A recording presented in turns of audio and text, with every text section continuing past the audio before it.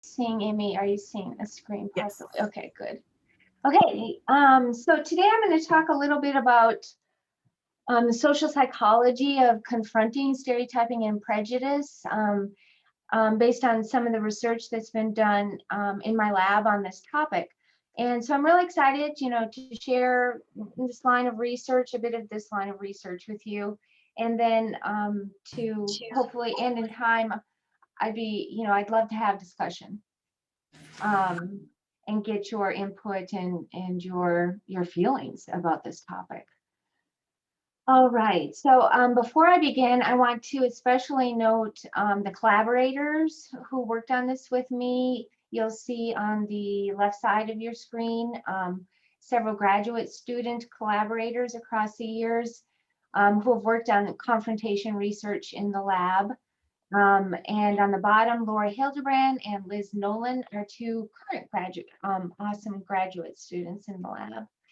So, of course, none of this research is any research in my lab is possible without the really important contributions um, and efforts of the graduate students.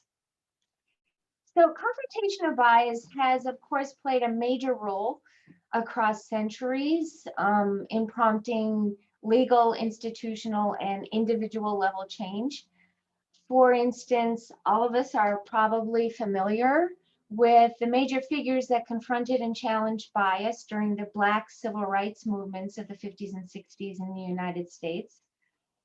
These and other people's confrontation of bias, it led to collective action, to social movements, and to real and observable improvements at the time to the status quo beliefs and practices that at the time supported overt prejudice and discrimination.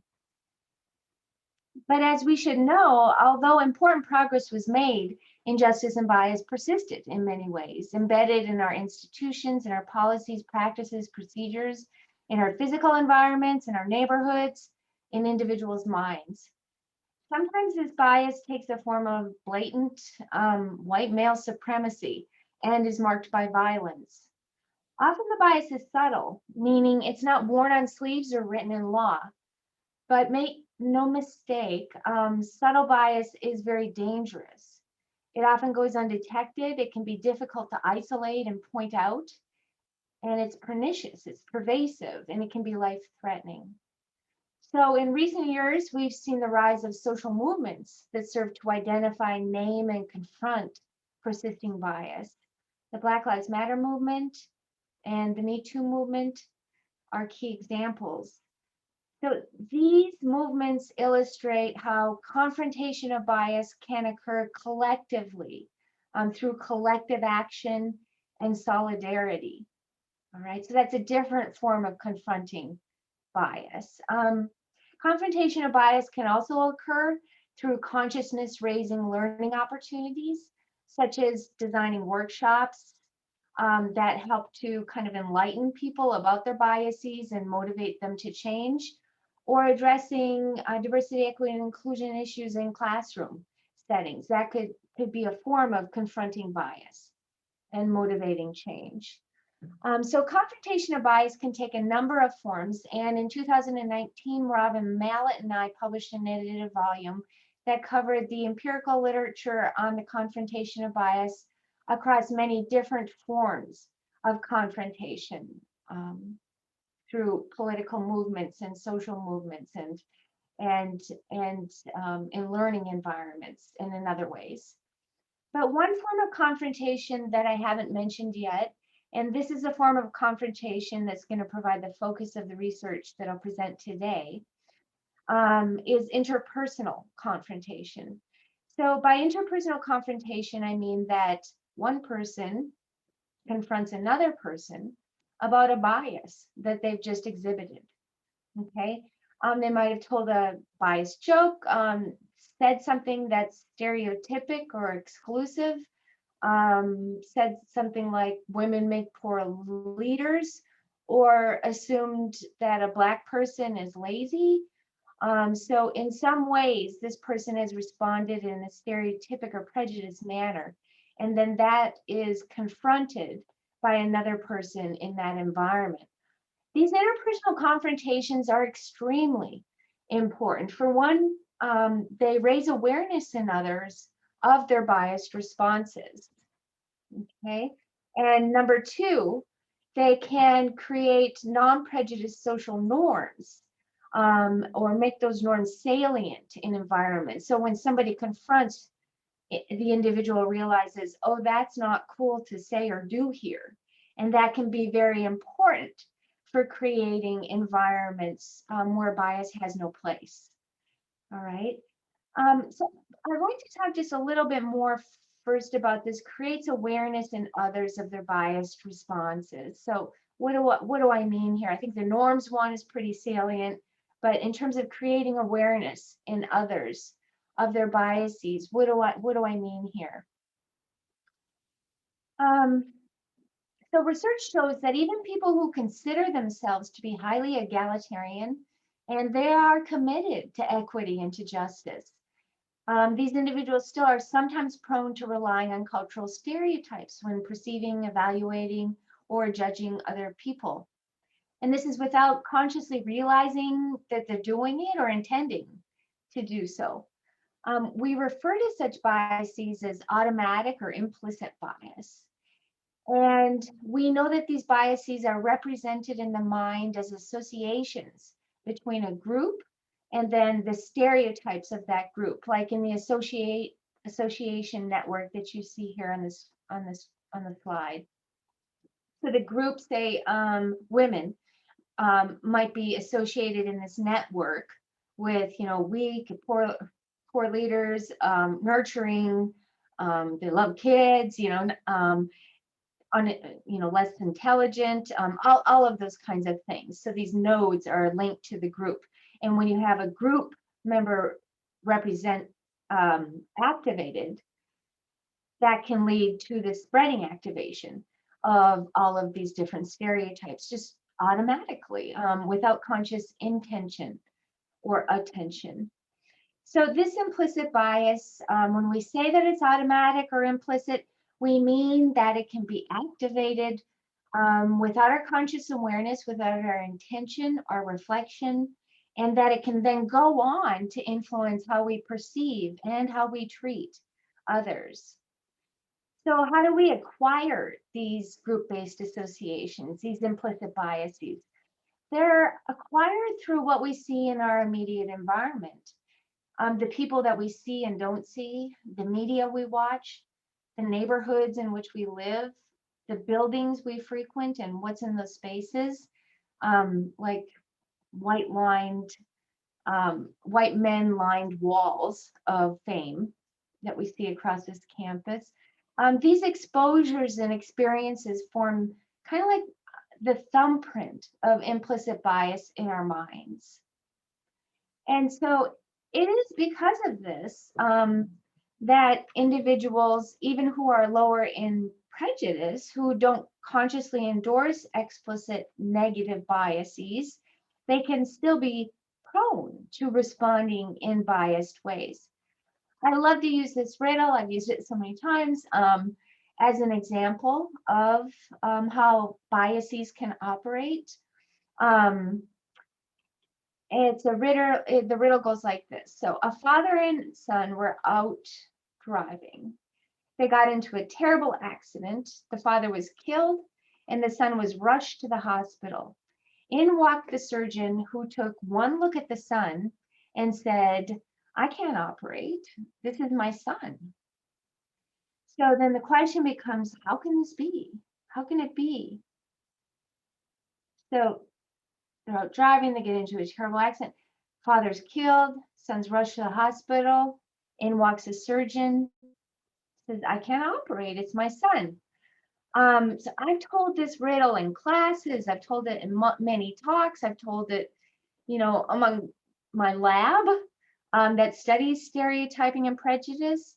And more often than not, I would say the vast majority of the time, in fact, people answer this riddle in a way that wasn't intended. So the intention is for this riddle to be answered by saying the surgeon is the mother. That's why the surgeon can't operate. the surgeon is the mother. But for many people, it doesn't occur to them, oh, the father was killed, but it could be the mom that's the surgeon. Instead, they go places like, when I first heard this riddle, I said, yeah, I think it was probably, there was a priest in the car. That was the father in the car with the son. And so the true father, was in that operating room. Some people come up with solutions that the boy has two fathers, um, um, maybe a stepdad and then another father, um, or a gay couple even. But rarely do people solve this riddle, not even nowadays, with the answer, the surgeon is a mother. Okay, so this illustrates the operation of implicit bias in limiting the ways in which we can see people and imagine what they do and the assumptions that we make about people. The operation of implicit bias, it's a major reason why there are differential opportunities and outcomes that continue to persist in our society, even among people with professed commitment to equality and fairness. Research shows that these automatic assumptions and resulting bias treatment can account for differential outcomes in workplace settings, in educational settings, in doctors' offices, in children's playgrounds, in police treatment, where split-second decisions can determine life or death, in criminal sentencings and death penalty decisions, in the social experiences that shape the world that women and minorities that are navigated daily. And so it's very important that we become aware of these biases. I hope I have impressed that sufficiently. These are very important. The biases that we do not detect, okay, that ourselves are very important. It's very important that we become aware of them, so that we can learn how to identify and regulate ourselves so as not to stop that process of automatically relying on these implicit biases. And one important way of doing this, I believe, is through interpersonal confrontation. Someone says, did you realize, I just heard you say this, is that, that sounds kind of sexist. It's really important that these biases be confronted. So that's the research I'm going to talk about a little bit here. To summarize a pretty large body of literature, to make one important point to start, interpersonal confrontation has been found repeatedly to, when someone is confronted, they experience negative self-directed affect. That is, they feel guilty and self-critical and disappointed with themselves, uncomfortable. So neg self is what we call this affect in the lab. They experience this negative self-directed affect when confronted about bias. On average, people do. And confrontation is a very effective means of reducing bias. So once people are confronted, when they're given another opportunity to engage in that bias or similar, what research suggests is that confrontation is very powerful in reducing subsequent biases. Confrontation works. Interpersonal confrontation works. But there are factors that affect the extent to which it works and how it works. And so I'm going to talk about some studies that highlight 4 factors that can be important to think about. So one is confrontation framing. How do you say it? What do you emphasize in the confrontation? Does that matter? Another factor is who confronts. And you'll see that has to do with whether it's what I'll call a target group member or a non-target group member, a majority group member. So for example, if a man confronts sexism versus a woman confronts sexism, what effect does that have? If a white person confronts somebody who said something racist, another white person who said something racist, what effect does that have relative to if a Black person confronts a target group member, confronts that bias? I'll talk a little bit about types of isms, that is confrontation of racism and versus sexism, and some differences we see there. And then finally, about the social costs of confrontation. I need to point out before I delve into this research that the research that we do is experimental. So it usually involves laboratory experiments. And the goal is to create laboratory contexts or contexts where we're doing the research that mimic real world situations involving intergroup bias and discrimination, where we can isolate and manipulate the factors of interest to see their causal role in producing outcomes. So that's the kind of research I'll be summarizing. So in the research we do, we often have cover stories where we tell our participants about the tasks that they're doing. We don't tell them, hey, this is to measure how you respond to a confrontation of bias or to measure, your stereotyping. Instead, we have cover stories, alleged explanations for what they're doing that doesn't have anything to do with what we're actually studying. So I just want to make that clear from the outset. Okay. So first off, we'll look at this question of whether confrontation framing matters. And in thinking about this and what got us to study this is, despite the effectiveness of confrontation in reducing people's subsequent bias responding, more often than not, people don't confront bias. They see it, they hear it, they observe it, and they don't say anything. And a large part of the reason people give for why they don't confront bias is like, I don't know what to say.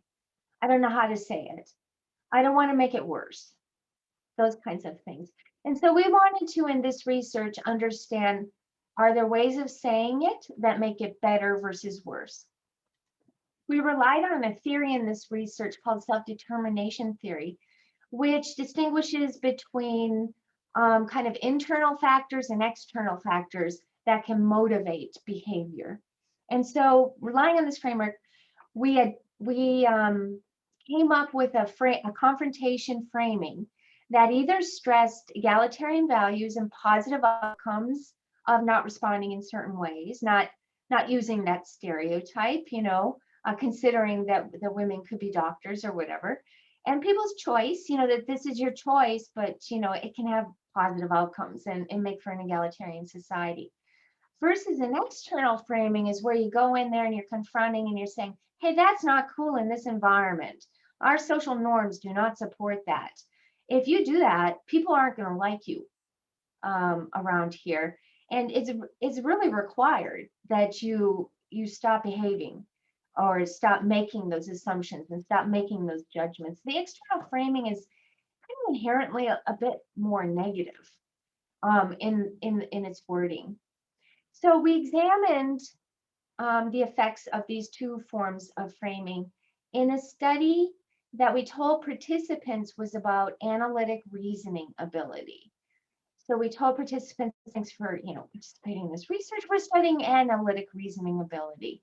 And it's important to note that we had non-Black participants in this study because the kind of bias we're confronting in this study concerns a bias in relation to Black people. Just to give you a little overview, we had two experimental manipulations, and one was whether, the confrontation, whether they were confronted with external or internal framing, or they weren't confronted at all. We had a control condition. And then second, we manipulated whether the confrontation's effect on the outcome measures was assessed immediately after that confrontation in the same laboratory session, or after a 2 to 3 day delay where subjects are told, oh, study's over, they go away. And then 2 to 3 days later, they receive something else to participate, have no idea it's connected to this first study. And we look at the outcome measures in that context. So the tasks that we use, we have to get people to respond in stereotypical ways initially so that they can be confronted about responding in stereotypic ways, and so we need to use a task where subjects are going to actually generate responses that are biased, that then can be confronted by somebody else in the experiment, by the that we planned, a confederate of the experiment, or somebody else who's planted to be like, wait a second, it looks like you're using stereotypes, okay? So a task that we used in this research is called we call it the stereotypic inference task. We designed this task, to measure people's stereotypic inferences. The basics of the task is participants see a picture of a person and a little short description. This person can be found in a theater.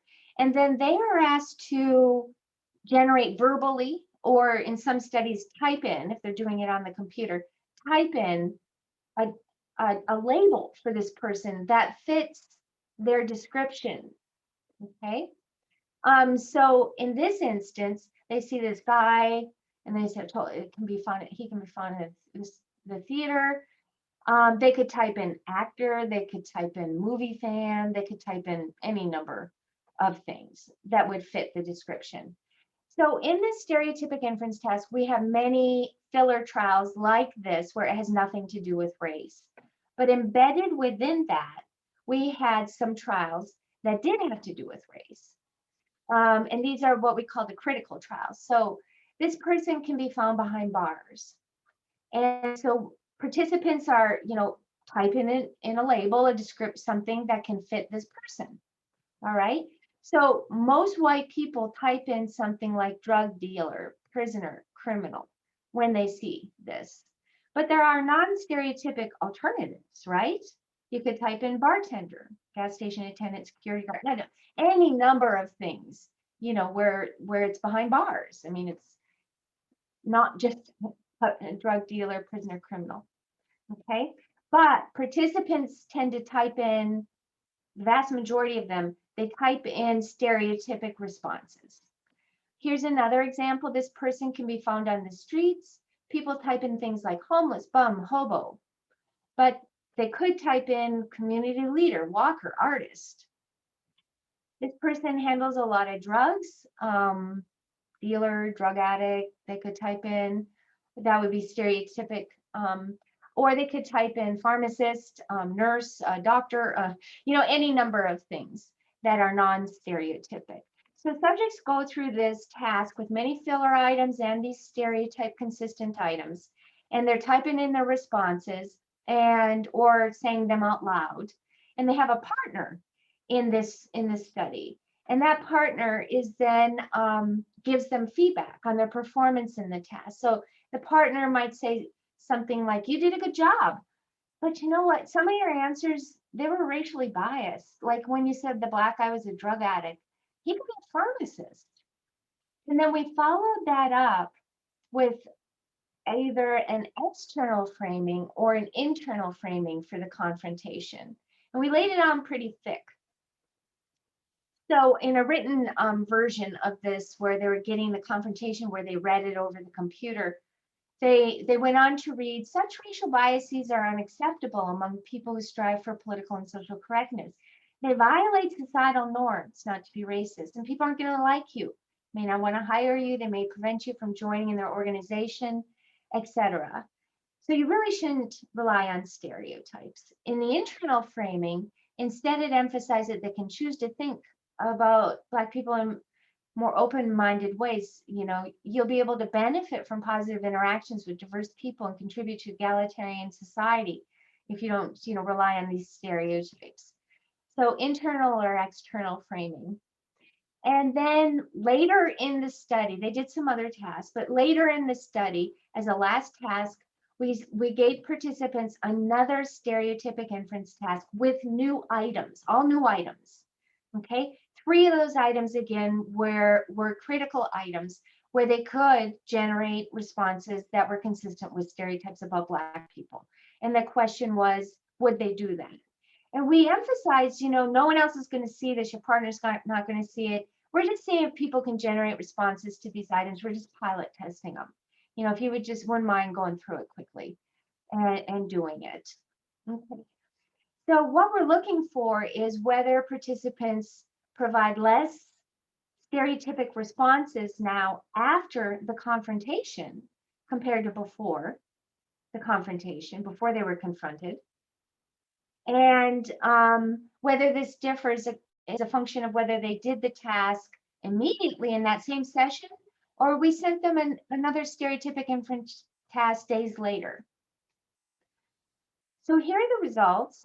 In the no confrontation condition, where they just, they did the stereotypic inference test, nobody said anything to them. Of course, there's no significant difference between pre and post confrontation. Out of the 3 potential stereotypic responses, participants generated well over half. In the external framing condition and in the internal framing condition, post-confrontation stereotypic inferences were significantly lower than pre-confrontation stereotypic inferences. So this is, again, evidence that confrontation works.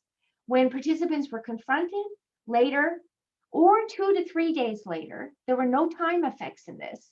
They reduced their stereotypic responding on this task, okay? Now, other research has indicated that you also get generalization to other sorts of tasks too. And so confrontation really, again, it can have a very powerful effect. And in this research, and we had several other experiments in this particular publication, how people said it, whether it was externally or internally framed, did not matter. And so that's kind of a lesson to those of us who hesitate saying, how should I say, what's the right way to say? Just do it, just say it. In another study in this line of research, we looked at gender biases. And so same kind of setup where we had participants confronted or not with internal or external framing, but also with a gender stereotypic inference task, and compared that to the race inference task that I just talked about a moment ago. And in this study, we found that, of course, no difference pre to post confrontation in the control condition. With an external and internal framing, participants' bias responding was reduced. Again, confrontation helps. But another interesting aspect of this study is that overall, people provided a lot more gender stereotypic responses than race stereotypic responses. And so that even when they're confronted, it's still pretty high, their stereotypic responding. I'll return to this issue of gender versus race bias in just a minute. So looking next at who confronts and the type of ism, racism versus sexism, that's addressed, I'll describe a paradigm that we used in a series of experiments where we manipulated the type of bias participants were confronted about, either gender or race bias, and whether the confronter was a member of that gender or race group. So a target or a non-target group member. So in the case of gender, confronting gender bias, did a woman do it or a man? In the case of confronting race bias, did a Black person or a white person confront the bias? So in the study, we had participants initially do a reaction time task that supposedly measured their implicit biases, and we gave them feedback that, yeah, you have these, automatically activated implicit biases based on this task. And we told them that this research was being sponsored, was being conducted by a particular professor, okay? And that after doing this task, they were going to read an article, a little explanation by this professor that explained the significance of this kind of bias and the importance of working on reducing it. So this article was entitled, "You're Part of the Problem, Subtle Racism, or in the Gender Condition, Sexism, Must Be Curbed." In the racism condition, it was written by either a white guy or Black guy. In the gender condition, it was written by either a white woman or a Black woman. So this article first explained, that task you just did that revealed your biases, those kinds of biases exist because of common portrayals of Blacks and women in social learning, kind of giving them a little bit of a lesson on implicit bias, and that these biases can lead to discrimination. And so you're part of the problem, um, because you have these biases, like many people do, but you have these biases. And essentially, the article argued, so you should try to monitor and change your biases. And so we were interested in people's, reactions to this article, depending upon who it was written by and whether it addressed racism versus sexism. So we measured perceptions of the person who was supposedly doing this research, okay, and wrote that article. Among the traits that participants rated of this person, they reported, to what extent do you think this person is a whiner and a troublemaker, overly sensitive, a complainer? And then there are a lot of other filler traits.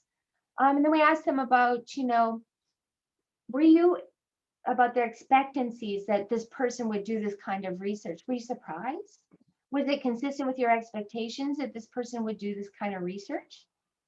And then also their acceptance of the message in the article. Do you think it pertains to you and to your behavior, that you need to watch yourself in the future? So what we found in the racism condition is that if a white person confronted, instead of a Black person, compared to a Black person, okay, that white person was perceived as less of a complainer. So the Black confronter is perceived as more of a complainer, and that in turn led to less acceptance of the message, that do you believe you have some biases that you should monitor and control? Less acceptance of that, okay, if it was a Black confronter than a white confronter. In addition, participants expected a Black person to be studying this kind of topic more than a white person, and that in turn predicted less acceptance of the article, okay, less acceptance of the message, essentially, that they can have they have biases and they should watch out for them. So this illustrates, and many other studies have illustrated this phenomenon since, that when people are members of the target group and they confront bias, many times they're not as effective. They can be effective, but many times they're not as effective because they're dismissed as a complainer, or because people say, oh, yeah, I expected a person like that would say something like that. They're just not given as much attention. So what happened in the sexism condition? Nothing, absolutely nothing. There was no effect of whether it was a woman or a white woman or a Black woman. And also, participants were much less likely to accept the message just overall. Okay, so again, confrontation of sexism appeared to be having a much lesser effect than confrontation of racism. Okay, so one of the messages of this line of research on who confronts is that because target confronters can be dismissed and pegged as complainers, it really is important to be an active ally and to speak out. We shouldn't be speaking for and standing in when it's clear that a person who is a member of the target group wants to speak up and is comfortable doing so.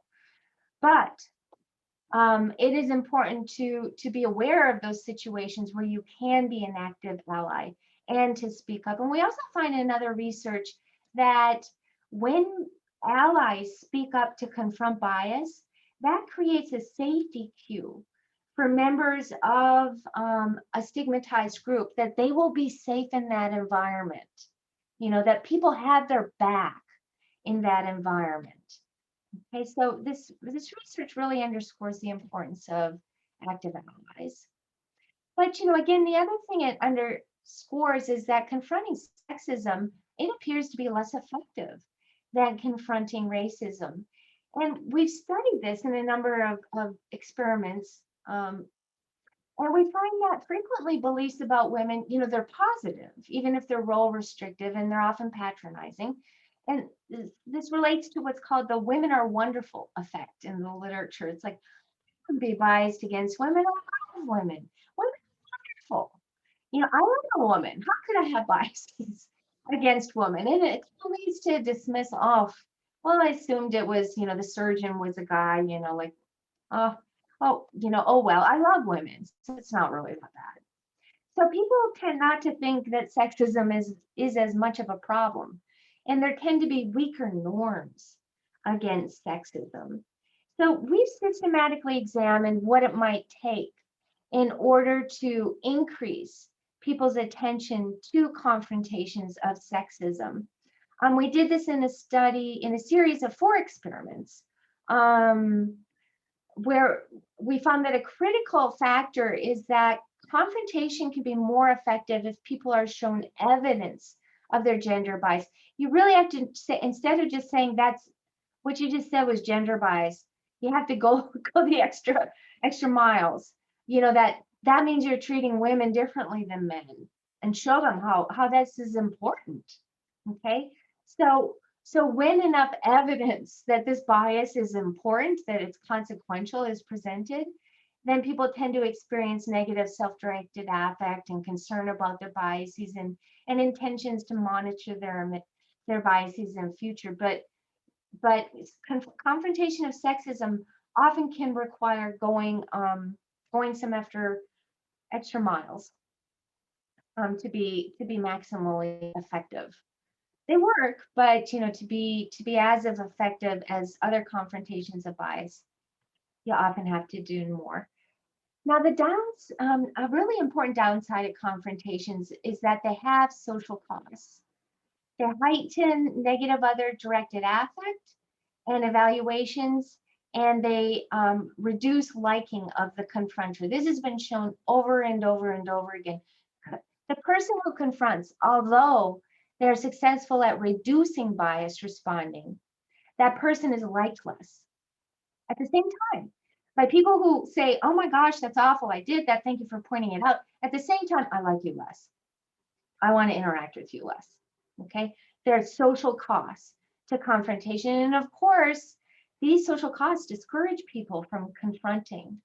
And so we've been examining what factors might encourage a reduction in social costs. What might encourage people to not kind of like put the confronter under the bus, to say, oh, thanks for pointing that out. No, I don't like you, but I'll change my ways. And we've looked at whether face-to-face confrontations might play an important role in reducing the social costs that are experienced. And the bottom line here is that they don't. Even if a person is right there in front of you and confronting, and you can see on their face they're concerned about what was said or what was done, people who confront still suffer a social cost. And these social costs, they last across time. Okay, we looked at whether they would dissipate. We thought, okay, well, maybe there's that initial sting. I'm confronted, but after a few days or a week, the people are like, no, they were right. They pointed something out. We shouldn't take it out on them. That these costs should dissipate across time. And we have not found that in research. The social costs persist. They persist across time. Now, in a very compelling program of research by Laura Hildebrand, a graduate student in my lab that's ongoing, she's finding that trust can be a critical factor in reducing social costs. So when people are confronted, they tend to feel like they're being attacked in a certain way as not being a good person. And so when people have a sense of trust with this person who's confronting them, that with this confrontation, they're not saying, you're a bad person, but rather this is something, can this be something that you work on? This is important to point out. And so what Laura has been finding is that trust is an important factor in reducing social costs. So oftentimes those social costs will not be incurred if we can create a sense of trust. That I'm not just throwing you under the bus. I'm not criticizing you as a person, but That was stereotypic. That was prejudice. That was bias, and it should stop. Okay, so skipping Friday's slides. We've talked now about confrontation framing. Doesn't matter, just do it. Who confronts? Members of non-target groups can often be more effective. The type of ism, confronting racism is often easier to have desirable outcomes than confronting sexism. But with sexism, if you present the evidence, if you're persistent and consistent in pointing out, that this does have negative effects, confrontations of sexism will be more effective. And then finally, there are social costs to confrontation. I mean, all of us, I'm sure we know that. There are social costs, and at some point we can ask ourselves, how can I reduce these social costs? By maybe saying the confrontation in certain ways, or creating a sense of trust with this person. But also we can ask ourselves, is confronting and reducing bias and creating those social norms against bias and creating people's awareness of their biases, is that worth it for some social costs? And with further interaction with me, will those social costs, with other information and everything other than just I confronted you, will those social costs go away? I think that the answers to those questions should be a resounding yes. So I'll conclude with this quote that I love. One of the less dismaying aspects of race relations or other in the United States is that their improvement is not a matter of only a few people having a great deal of courage. It's a matter of a great many people having just a little courage, and I would extend that to speak up, to confront interpersonally on a daily basis. So I would absolutely love